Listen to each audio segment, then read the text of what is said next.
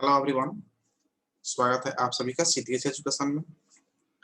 आज हम लोग सी प्रोग्रामिंग का सेट 4 को डिस्कस करेंगे और इसमें हम लोग टॉप 10 क्वेश्चन को डिस्कस करेंगे। इससे पहले हम लोग सेट 1, सेट 2 और सेट 3 को कवर कर चुके हैं। अगर आप मिस कर गए हैं तो आप चैनल के प्लेलिस्ट में जाएंगे तो वहाँ पे आपको सभी वीडियो अवेलेबल मिलेंगे। तो आइए शुरू करते हैं क्वेश्चन नंबर फर्स्ट से। क्वेश्चन नंबर फर्स्ट है, what is the radix of hexadecimal number system. Hexadecimal number system का रेडिक्स क्या होता है ये पूछा था। अब रेडिक्स को हम लोग बेस के नाम से भी जानते हैं। तो हम लोग नंबर सिस्टम 4 देखे थे और नंबर सिस्टम पहले देख चुके हैं। एक हुआ आपका binary, second octal, third decimal and fourth हम लोग देखे थे हेक्साडेसिमल। हेक्साडेसिमल अब इसमें जो है ना सबका बेस होता है। तो बेस क्या होता है, जिस नंबर सिस्टम में जितने नंबर हम लोग यूज करते हैं वही उसका बेस होता है। बाइनरी हम लोग 0 या 1 यूज करते हैं, दो ही नंबर यूज होते हैं, इसलिए इसका बेस कितना होता है या रेडियस कर सकते हैं कितना 2। ऑक्टल में हम लोग 0 से लेकर के 7 तक होता है, टोटल नंबर 8, तो इसका बेस होता है आपका 8। डेसिमल में हम लोग 0 से 9 यूज करते हैं, टोटल 10 नंबर, तो इसका बेस हो जाता है आपका 10। और हेक्साडेसिमल में टोटल 15 नंबर यूज करते हैं, 0 से लेकर के 9 तक। उसके बाद में A B C D E and F। तो देखिए ये 10 हो जाता है आपको, 11 होता है B, C होता है 12, D होता है 13, E होता है आपका 14 और F हो गया 15। तो 0 से लेकर कितना नंबर हो गया 16, तो इसका बेस हो गया कितना 16। तो हेक्साडेसिमल का बेस यहाँ पे पूछा जा रहा है, रेडिक्स पूछा जा रहा है, तो इसका राइट हो जाएगा डी 16। अगर डेसिमल की बात करें तो डेसिमल का 10 होता है, ऑक्टल का 8 होता है और बाइनरी का 2 होता है, इसका राइट हो जाएगा आपका डी। नेक्स्ट क्वेश्चन है, the result of 16 right shift 4 is.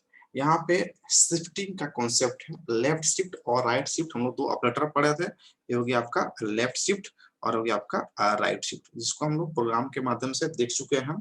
फिर भी आपको हम यहाँ पे ओवरव्यू दे रहे हैं कि लेफ्ट शिफ्ट जब हम लोग करते हैं तो कोई भी नंबर है तो वो 2 से मल्टीप्लाई होता है, 2 से यहाँ पे मल्टीप्लाई होगा। लेकिन अगर राइट शिफ्ट करते हैं तो ये 2 से क्या होता है आपका डिवाइड हो जाता है, 2 से डिवाइड हो जाता है। तो आपको देखना है कि लेफ्ट शिफ्ट है या राइट शिफ्ट है। तो यहाँ पे क्या है, ये राइट शिफ्ट है, तो राइट शिफ्ट होगा तो 2 से डिवाइड होता जाएगा और 4 बार करना। देखिए 16 को जब एक बार राइट शिफ्ट करेंगे एक बार तो वैल्यू हो जाएगा 2 से डिवाइड, यानी कि 16 डिवाइड बाई 2 हो जाएगा 8। फिर अगर अगली बार करेंगे 8 को अगर राइट शिफ्ट करेंगे एक बार तो फिर क्या जाएगा 8 डिवाइड बाई 2 हो जाएगा आपका वैल्यू 4। नेक्स्ट बार करेंगे 4 को एक बार और शिफ्ट करेंगे, एक बार करेंगे राइट शिफ्ट तो कितना हो जाएगा यह value 4 divide by 2 equal to 2। और नेक्स्ट करेंगे 2 को राइट शिफ्ट करेंगे एक बार तो जाएगा 2 डिवाइड बाई 2 हो गया कितना वैल्यू आपका 1। तो देखिए 1 2 3 4, 4 बार 4 टाइम्स हम राइट शिफ्ट किए तो वैल्यू हमारा फाइनली क्या मिल गया 1। तो इसका राइट आंसर हो जाएगा क्या 1, ऑप्शन ए इसका राइट आंसर हो जाएगा। तो ये ध्यान रखेंगे, अगर राइट शिफ्ट करेंगे तो कोई भी नंबर्स होगा एक बार करेंगे तो वो 2 से डिवाइड हो जाएगा, 2 बार करेंगे तो वो 4 से डिवाइड हो जाएगा, 3 बार करेंगे तो वो 8 से डिवाइड होगा और 4 बार करेंगे तो 16 से। या फिर आप सिंगल सिंगल शिफ्टिंग करके देख सकते हैं, अगर लेफ्ट शिफ्ट करेंगे तो 2 से मल्टीप्लाई होते जाता है। तो इसका राइट आंसर हो जाएगा ए। उम्मीद है कि आपको समझ में आ गया होगा। नेक्स्ट क्वेश्चन है, what is the meaning of plus plus unary arithmetic operator. तुम लोग जो है ना यूनरी अरिथमेटिक ऑपरेटर देखे थे, 3 तरह का जो है ना ऑपरेटर होता है, एक होगा आपका यूनरी, एक होता है बाइनरी, एक होता है टर्नरी। तो यहाँ पे यूनरी की बात किया जा रहा है, तो यहाँ पे प्लस प्लस या माइनस माइनस या सिंपल माइनस, ये सब क्या होता है यूनरी ऑपरेटर होते हैं। यूनरी ऑपरेटर दैट मीन्स की वैसा ऑपरेटर जो सिंगल वेरिएबल पे काम कर जाए उसको बोलते हैं यूनरी, जो डबल वेरिएबल पे काम करता है उसको बोलते हैं बाइनरी, और जो ट्रिपल पे काम करता है उसको बोलते हैं टर्नरी। तो इसमें कहा जा रहा है प्लस प्लस क्या है, तो प्लस प्लस क्या है इंक्रीमेंट ऑपरेटर है। क्या हो आपका इंक्रीमेंट, राइट आंसर हो जाएगा आपका ए। नेक्स्ट क्वेश्चन है, the keyword else can be used with which statements. तो एल्स हम जानते हैं कि इफ एल्स जो हम लोग पढ़ चुके हैं स्टेटमेंट इफ एल्स, तो हमेशा एल्स किसके साथ आता है, इफ के साथ। इसका राइट आंसर हो जाएगा सी। नेक्स्ट क्वेश्चन है, इन fill in the blanks the address of array elements are passed to function।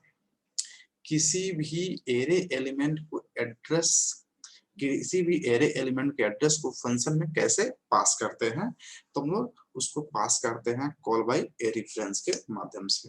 तो इसका राइट आंसर हो जाएगा ए। इसका प्रोग्राम भी हम करके बता चुके हैं और इसका प्रोग्राम वाला वीडियो जो है ना आपके प्लेलिस्ट में सी प्रोग्राम में जो है अवेलेबल है, आप वहां से देख सकते हैं। ये बहुत ही इम्पोर्टेंट है कि कभी किसी एरे के एलिमेंट के एड्रेस को फंक्शन में कैसे पास करते हैं, ये क्वेश्चन आपको प्रोग्राम में पूछा जाता है।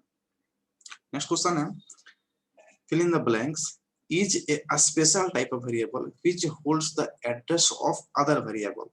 तो आप देख सकते हैं इसमें से किसी एक का जो है ना एक क्या है डिफिनेशन नहीं है, मतलब वैसा स्पेशल टाइप्स का वेरिएबल जो किसी वेरिएबल के एड्रेस को होल्ड करके रखता है, उसे क्या कहते हैं, तो उसे कहते हैं हम लोग पॉइंटर। पॉइंटर एक स्पेशल टाइप का वेरिएबल है जो किसी वेरिएबल के एड्रेस को होल्ड करता है या स्टोर करने का काम करता है। और किसी भी नॉर्मल वेरिएबल को अगर हमें पॉइंटर बनाना है तो उसके आगे में क्या लगा देंगे, एस्टिक्स, तो ये होगा स्पेशल वेरिएबल। और कोई भी स्पेशल वेरिएबल जो पॉइंटर बन गया है ये हमेशा किसी एड्रेस को स्टोर करेगा, कभी वैल्यू को स्टोर नहीं करेगा। इसका राइट आंसर हो जाएगा बी।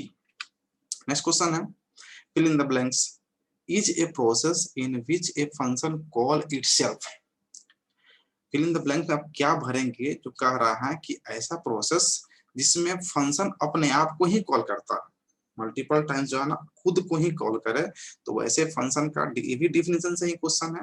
ये रिकर्सन का फंक्शन का, रिकर्सन का ये कॉन्सेप्ट होता है कि अगर कोई फंक्शन खुद को ही बार बार कॉल कर रहा है तो इस कॉन्सेप्ट को बोलते हैं रिकर्सन। और जो फंक्शन कॉल होता है उसे बोलते हैं रिकर्सिव फंक्शन। इसका वीडियो अवेलेबल है प्लेलिस्ट में, आप जाकर के देख सकते हैं। नेक्स्ट क्वेश्चन है, एक character array always ends with. कोई भी कैरेक्टर एरे किससे एंड्स हो रहा है, यहाँ पे किसी स्टेटमेंट्स की बात नहीं की जा रही है, यहाँ पे बात की जा रही है एरे का। तो कोई भी character array always ends with null character, वो हमेशा नल कैरेक्टर से जो है ना इंड होता है और उसके लिए होता है बैकस्लैश जीरो से। तो ये इसका जो है ना इसको पढ़ाता है क्या, नल कैरेक्टर, नल कैरेक्टर। और इससे एंडिंग होता है हमारे कैरेक्टर एरे का। तो इसका राइट आंसर हो जाएगा सी। नेक्स्ट क्वेश्चन है, the structure combines variable of data types. Fill in the blanks आपको भरना है। स्ट्रक्चर जो है ना किस टाइप्स के वेरिएबल्स को कंबाइंस करता है। तो देखिए हम लोग एरे पढ़े थे और बार बार पूछा जाता है एरे और स्ट्रक्चर में जो है ना डिफरेंस बताइए। तो एरे जो है ना collection of similar types of data है, क्या है, सिमिलर टाइप्स ऑफ डेटा का कलेक्शन होता है कौन, एरे। जबकि इसका उल्टा structure is a dissimilar types of data. तो ये दोनों में इसीलिए जो है ना बेसिक डिफरेंस पूछा था, दोनों में डिफरेंस क्या है। तो सिंपल में जानेंगे कि एरे जो है ना एरे एलिमेंट्स का कलेक्शन होता है जिसमें सभी एलिमेंट्स सिमिलर होते हैं, एक ही प्रकार के होते हैं। जबकि स्ट्रक्चर भी आपके कलेक्शन ऑफ एलिमेंट्स होते हैं और इसमें डिफरेंट टाइप्स के डेटा को स्टोर किया जा सकता है। इसका राइट हो जाएगा बी, डिसिमिलर वेरिएबल्स का कॉम्बिनेशन होता है। एंड लास्ट क्वेश्चन है, printf function is defined in which header file. जो फंक्शन हम लोग पढ़ते हैं printf, scanf, clear screen, getch, ये सारे जो है ना किस हेडर फाइल में रहते हैं या रखा गया है, इनको जो है ना आप क्लियर कर लेंगे क्योंकि यहाँ से भी क्वेश्चन ऑब्जेक्टिव में पूछ लिए जाते हैं।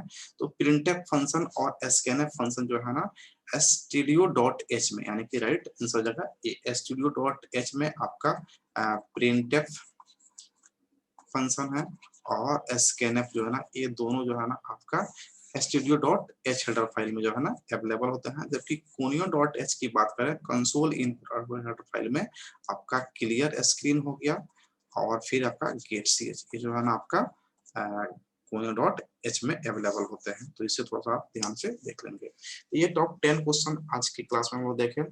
अब उम्मीद है कि आपको ये हेल्प करेगा एग्जाम में, और आगे के सेट में हम लोग देखेंगे नेक्स्ट वीडियो में। तो मिलते हैं फिर से नेक्स्ट वीडियो में, तब तक के लिए धन्यवाद अंत तक वीडियो देखने के लिए।